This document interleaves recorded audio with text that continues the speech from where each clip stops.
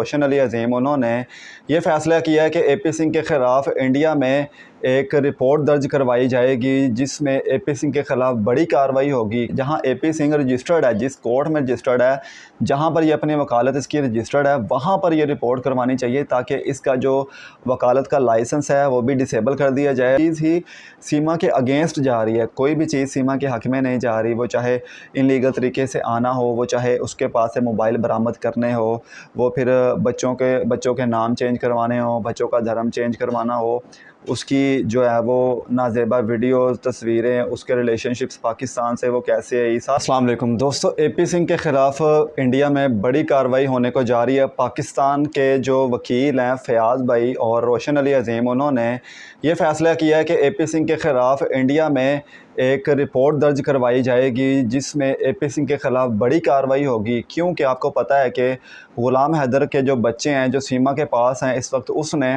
गैर कानूनी तौर पर उनके नाम चेंज करवा दिए हैं और जो उसका बेटा है फ़रहान, जिसका नाम था सीमा का, उसका नाम राज कर दिया गया है। आपको जो पता होगा कि जो माइनर बच्चे होते हैं उनके नाम आप चेंज करवाने का जो भारत में कानून है वो एक अलग कानून है, पाकिस्तान में एक अलग कानून है, जिसकी जो है वो खुलासा फ़याज़ रामे साहब ने बहुत ही अच्छे अंदाज में किया है। उन्होंने भारत के कानून के मुताबिक सारा कुछ खोल कर सामने रख दिया है कि अगर भारत में किसी ने भी माइनर बच्चों के नाम चेंज करवाने हैं तो वो किस तरीके से करवाए जा सकते हैं। और इन्होंने जबरन वो नाम चेंज करवाया, ज़बरदस्ती वो नाम चेंज करवाए हैं, उनका धर्म चेंज करवाया। तो आपके सामने कुछ हक़ाइक़, कुछ जो कानूनी मामलात है वो आपके सामने भी रखते हैं कि किस तरीके से भारत में माइनर बच्चों के नाम चेंज करवाए जा सकते हैं। अगर इन्होंने करवाए हैं इस तरीके से तो एपी सिंह और ये सीमा ये सारे सबूत सामने रखें, अगर नहीं तो ये फिर बहुत बड़ी पकड़ में आने वाले हैं, क्योंकि इनके ख़िलाफ़ बड़ी कार्रवाई होने वाली है।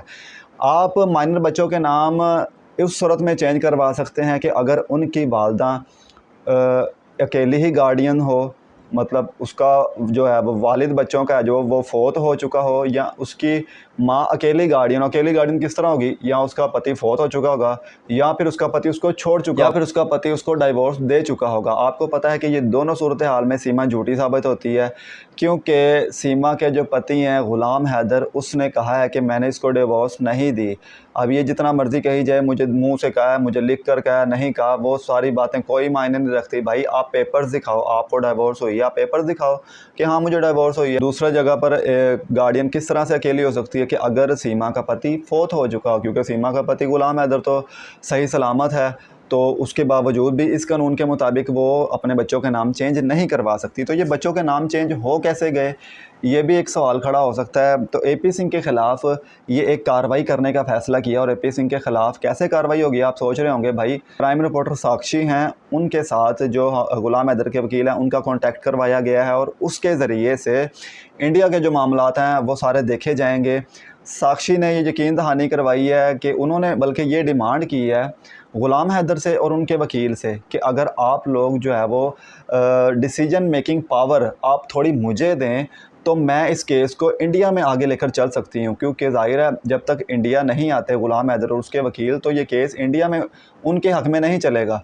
तो उन्होंने कहा है कि जो डिसीजन मेकिंग पावर है वो इस वक्त ग़ुलाम हैदर के पास है, या तो उनके पास है, उनके वकील के पास है। तो इन दोनों में से जो भी उनको कहेगा या उनको जो भी प्रोसीडिंग प्रोवाइड करेगा आगे केस चलाने के लिए, तो फिर उसके मुताबिक ही केस वो वहाँ पर चला सकेंगी। तो ये उन्होंने रिक्वेस्ट भी की है, और उसके साथ साथ एक बड़ी अच्छी राय भी दी गई है एक महिला की जानिब से कि जो जहाँ एपी सिंह रजिस्टर्ड है, जिस कोर्ट में रजिस्टर्ड है, जहाँ पर ये अपनी वकालत इसकी रजिस्टर्ड है, वहाँ पर ये रिपोर्ट करवानी चाहिए ताकि इसका जो वकालत का लाइसेंस है वो भी डिसेबल कर दिया जाए, वकालत के लाइसेंस को मनसूख कर दिया जाए और इसकी वकालत भी जाए। क्योंकि किसी भी वकील के ख़िलाफ़ जब कोई भी केस बनता है, क्रिटिकल केस बनता है, गद्दारी का केस, अपने मुल्क के ख़िलाफ़, धर्म के ख़िलाफ़, या जो भी कानून के जो दायरा कार होते हैं, उसमें अगर कोई भी केस बनेगा तो यकीनन उसकी जो लॉयर का लाइसेंस है वो भी कैंसिल हो सकता है। इसलिए ये जहाँ पर रजिस्टर्ड है वहाँ पर ये एप्लीकेशन दर्ज करवानी चाहिए। अब उसके बाद जो बच्चों का आपको बताया है कि किस वे में आप नाम चेंज करवा सकते हैं, फिर उसके बाद जब ये सारा प्रोसीडिंग हो जाता है, अगर तो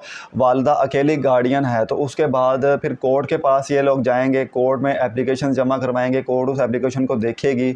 उसके बाद सारी चीज़ों का जायज़ा लेने के बाद कोर्ट ये फ़ैसला करेगी कि उस बच्चे का नाम चेंज करना है या नहीं। क्योंकि उसके बाद कोर्ट नोटिस जारी करती है वालिदैन को जिनके पास बच्चे रह रहे होते हैं, वहाँ नोटिस जाते हैं, वो नोटिस वसूल होते हैं, उनकी हाज़िरी कोर्ट में होती हैं।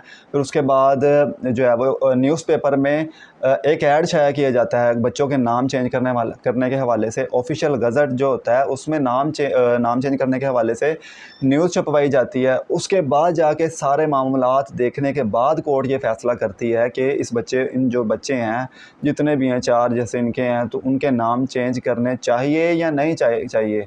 कोर्ट इस चीज़ की परमिशन देगी तो नाम चेंज कर सकते हैं।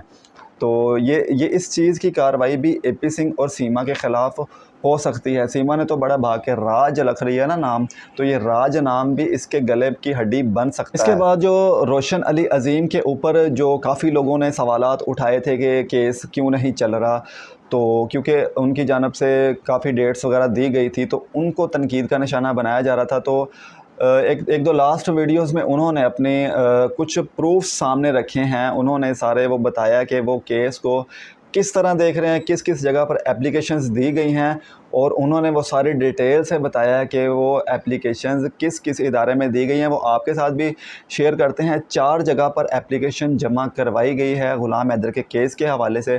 पहली एक एप्लीकेशन आपको पता है कि एसपी मलिर कैंट में ये एप्लीकेशन जमा करवाई गई थी। दूसरी जो एप्लीकेशन है वो एसएचओ मलिर कैंट थाने में जमा करवाई गई थी, जो आपके साथ जब स्टार्टिंग में केस शुरू हुआ था तब भी शेयर की गई थी, और अब भी दोबारा उन्होंने वो पेपर्स की सूरत में दिखाई है कि ये एप्लीकेशन उन्होंने वहाँ जमा करवाई है। उसके बाद जो इंडियन फ़ॉरेन ऑफिस है वहाँ पर भी एप्लीकेशन गुलाम हैदर के केस के हवाले से जमा करवाई गई है। और जो चौथी एप्लीकेशन है वो एफआईए में एप्लीकेशन जमा करवाई गई है। तो ये 4 एप्लीकेशंस 4 जगहों पर जमा करवाई गई है, लेकिन इसकी आगे पेशरफ्त कहाँ तक पहुँची है इसके बारे में अभी तक कोई पता नहीं चला। कोई न्यूज़ सामने नहीं आई कि इसकी जो इन्वेस्टिगेशन जिन जिन इदारों में जमा करवाई गई है वो इन्वेस्टिगेशन कहाँ तक पहुँच चुकी हैं, केस कितना आगे बढ़ चुका है। ये रोशन अली अज़ीम साहब ही अपने जो है वो बता सकते हैं, इसका ख़ुलासा कर सकते हैं। लेकिन आज जो आपके साथ हमने बड़ी अपडेट शेयर की है वो ये है कि एपी सिंह भी ट्रबल में फंसने वाला है। सीमा जो है वो आंटी वो डिपोर्ट भी होने वाली है।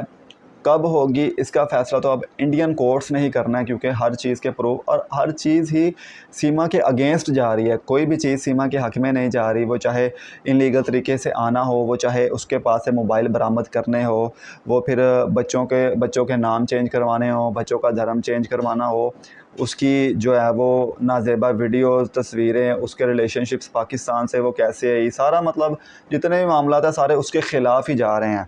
तो इन अपडेट्स के बारे में जो एप्लीकेशन एपी सिंह के ख़िलाफ़ देनी है, इसके बारे में आप सबकी क्या राय है कमेंट सेक्शन में लाजमी बताएगा। और नेक्स्ट वीडियो के लिए हमारे चैनल को सब्सक्राइब कर लें। मिलते हैं नेक्स्ट वीडियो में, तब तक के लिए अल्लाह हाफ़िज़।